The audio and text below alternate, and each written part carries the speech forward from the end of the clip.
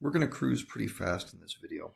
I'm assuming you've already learned something about hyperbolas in the past, but if not, here's the basic steps I'm going to follow.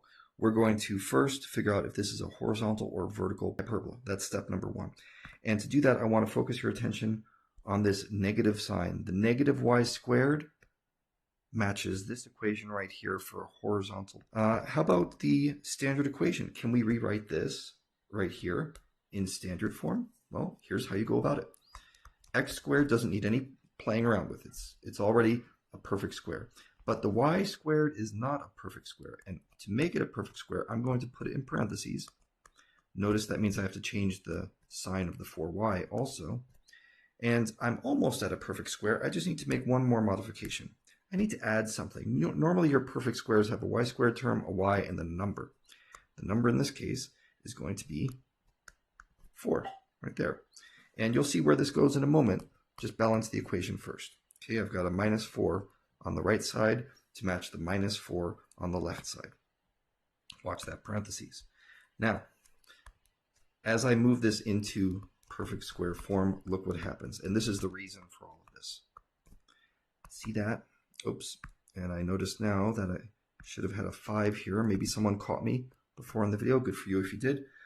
So now I've got this form. I can say divide by 1 everywhere.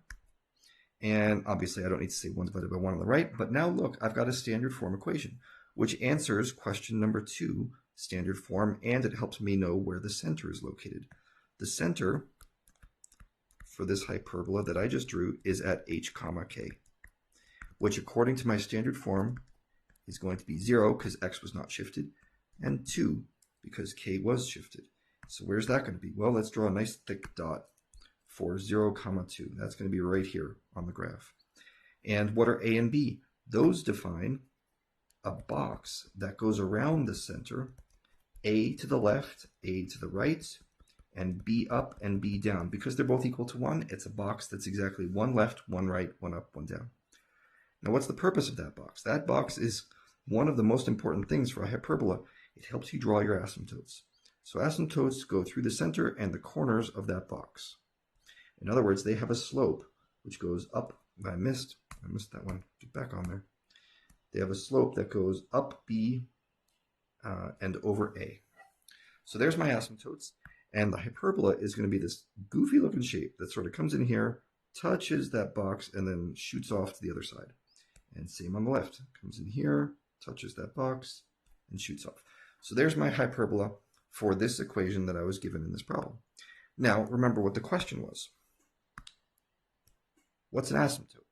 Which one of these equations listed is the asymptote? Well, they all have plus and minus slopes, so that makes sense. But where's the y-intercept? In other words, where's the center of this hyperbola? That's the y-intercept of these asymptotes. Now, what I just said won't be true if you have a vertical hyperbola. That would be a little different. You have to be careful in that case. But in this case, because those asymptotes pass through the y-intercept, I'm simply looking for the y-intercept that has plus 2 on it.